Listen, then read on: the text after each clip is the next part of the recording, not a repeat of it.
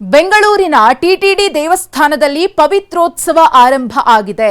ತಿರುಪತಿ ಲಡ್ಡು ವಿವಾದದ ಬೆನ್ನಲ್ಲೇ ಪವಿತ್ರೋತ್ಸವ ಆರಂಭವಾಗಿದೆ. ಬೆಂಗಳೂರಿನ ಟಿಟಿಡಿ ದೇವಸ್ಥಾನದಲ್ಲಿ ಪವಿತ್ರೋತ್ಸವ ನೆರವೇರಿಸಲು ತಿರುಪತಿಯಿಂದ ಅರ್ಚಕರು ಆಗಮಿಸಿದ್ದಾರೆ. ದೇವಸ್ಥಾನದಲ್ಲಿ ಹೋಮ, ಹವನ, ಪೂಜೆ ಪುನಸ್ಕಾರಗಳನ್ನು ಆಯೋಜನೆ ಮಾಡಲಾಗಿದೆ. ಟಿಟಿಡಿ ದೇವಸ್ಥಾನದಲ್ಲಿ ನಡೀತಾ ಇರುವಂತಹ ವಿಶೇಷ ಪೂಜೆ ಪುನಸ್ಕಾರ ಹೋಮ ಟಿಟಿಡಿ ದೇವಸ್ಥಾನದಲ್ಲಿ ನಾಳೆಯವರೆಗೂ ಕೂಡ ಈ ಪವಿತ್ರೋತ್ಸವ ನಡೆಯಲಿದೆ. ತಿರುಪತಿ ಲಡ್ಡು ವಿವಾದದ ಬೆನ್ನಲ್ಲೇ ಇಲ್ಲಿ ಒಂದಷ್ಟು ಪವಿತ್ರೋತ್ಸವದ ಕೆಲಸಗಳನ್ನು ಮಾಡಲಾಗ್ತಿದೆ.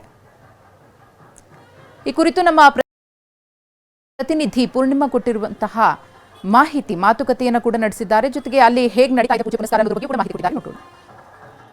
ತಿರುಪತಿ ಲಾಡುನಲ್ಲಿ ಮಾಂಸದ ಕೊಬ್ಬನ್ನ ಬಳಕೆ ಮಾಡಿಕೊಂಡಿದ್ದಾರೆ ಅಂತ ವಿವಾದ ಬಂದಂತಹ ಒಂದು ಹಿನ್ನೆಲೆಯಲ್ಲಿ ತಿರುಪತಿಯಲ್ಲಿ ಶುದ್ಧ ಕಾರ್ಯವನ್ನ ಮಾಡಿ ಶಾಂತಿ ಹೋಮಗಳೆಲ್ಲವೂ ಕೂಡ ಮಾಡಲಾಗಿತ್ತು. ಅದರಂತೆ ಮಲ್ಲೇಶ್ವರಂನಲ್ಲಿ ಇರತಕ್ಕಂತಹ ಟಿಟಿಡಿ ದೇವಸ್ಥಾನದಲ್ಲೂ ಕೂಡ ಇವತ್ತು ಪವಿತ್ರೋತ್ಸವವನ್ನು ಕೂಡ ಮಾಡಲಾಗಿದೆ. ಈ ಒಂದು ಪವಿತ್ರೋತ್ಸವದಲ್ಲಿ ಹೋಮ ಹವನಗಳೆಲ್ಲವೂ ಕೂಡ ಈಗಾಗಲೇ ಮಾಡಲಾಗ್ತಾ ಇದ್ದು ವಿಶೇಷ ಪೂಜೆ ಅರ್ಚನೆಗಳು ಕೂಡ ಈಗಾಗಲೇ ನೆರವೇರ್ತಾ ಇದೆ. ನೀವು ವಿಜುವಲ್ಸ್ ಗಮನಿಸ್ತಾ ಹೋಗ್ಬೋದು. ಸದ್ಯಕ್ಕೆ ನಾನು ದೇವಸ್ಥಾನದ ಮುಂಭಾಗದಲ್ಲಿದ್ದೀನಿ. ಟಿಟಿಡಿ ದೇವಸ್ಥಾನದ ಇವತ್ತು ಬೆಳಗ್ಗೆಯಿಂದಲೇ ಶ್ರೀನಿವಾಸರಿಗೆ ವಿಶೇಷ ಪೂಜೆ ಅರ್ಚನೆಗಳನ್ನೆಲ್ಲವೂ ಕೂಡ ನೆರವೇರಿಸಿ ಈಗಾಗಲೇ ಹೋಮ ಹವನಗಳ ಕೂಡ ಈಗಾಗಲೇ ಮಾಡಲಾಗ್ತಾ ಇದೆ. ಜೊತೆಗೆ ಈ ಒಂದು ಪವಿತ್ರೋತ್ಸವವನ್ನು ಪ್ರತಿ ವರ್ಷವೂ ಕೂಡ ಮಾಡಲಾಗುತ್ತೆ.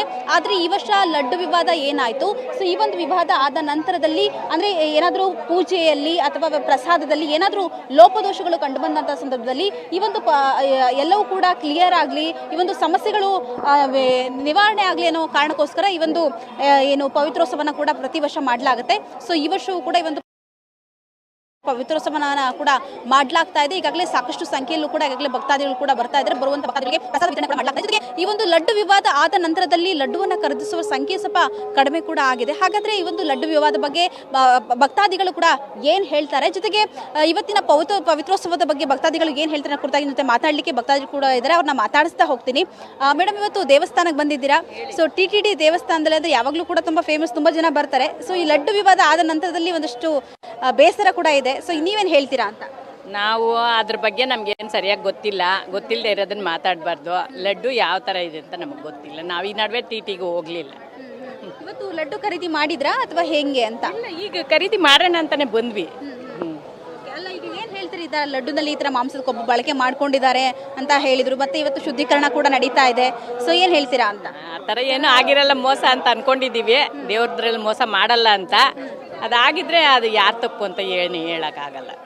ಮೇಡಮ್, ನೀವು ಕೂಡ ದೇವಸ್ಥಾನಕ್ಕೆ ಬಂದಿದ್ದೀರಾ, ನೀವೇನು ಹೇಳ್ತೀರಿ? ನಾನು ಲಡ್ಡು ಇಲ್ಲಿ ಪರ್ಚೇಸ್ ಮಾಡಿಲ್ಲ, ತುಂಬ ದಿವಸ ಆಯಿತು ಬಂದು ನಾನು. ಬಟ್ ಏನಂದರೆ ಈ ಥರ ಫ್ಯಾಟೆಲ್ಲ ಹಾಕಿ ಫ್ಯಾಟೆಲ್ಲ ಹಾಕಿ ಇದೆಲ್ಲ ಮಾಡಬಾರ್ದು, ತಪ್ಪಲ್ವಾ? ಮಾಡಿದಾರೋ ಮಾಡಿಲ್ಲ ಗೊತ್ತಿಲ್ಲ. ಬಟ್ ಎಲ್ಲ ಆಲ್ಮೋಸ್ಟ್ ಎಲ್ಲ ಪಬ್ಲಿಸಿಟಿ ಆಗಿದೆ. ಸೊ ಮಾಡಬಾರ್ದು, ಈ ತಪ್ಪು ಕೆಲಸ ಮಾಡಬಾರ್ದು. ಈಗ ಲಡ್ಡು ಖರೀದಿ ಮಾಡಬೇಕು ಅಂದ್ರೆ ಒಂದು ಸ್ವಲ್ಪ ಭಯ ಆಗುತ್ತೆ. ಮತ್ತೆ ತಗೊಬೇಕಂತಾನೆ ಬಂದ್ವಿ. ಬಟ್ ಆ್ಯಕ್ಚುಲಿ ಇದು ಆ ಥರ ಎಲ್ಲ ಗೊತ್ತಾದ ಮೇಲೆ ನಮಗೆ ಇವಾಗ ತೊಗೊಳಕ್ಕೆ ಭಯ ಆಗ್ತಾ ಇದೆ. ಹೇಗೆ ತಿನ್ನೋದು, ಏನು ಮಾಡೋದು ಅಂತ ಗೊತ್ತಾಗ್ತಾ ಇಲ್ಲ ನಮಗೆ. ಕ್ಯಾಮ್ರಾ ಪರ್ಸನ್ ರವಿ ಜೊತೆ ಪೂರ್ಣಿಮಾ, TV9 ಬೆಂಗಳೂರು.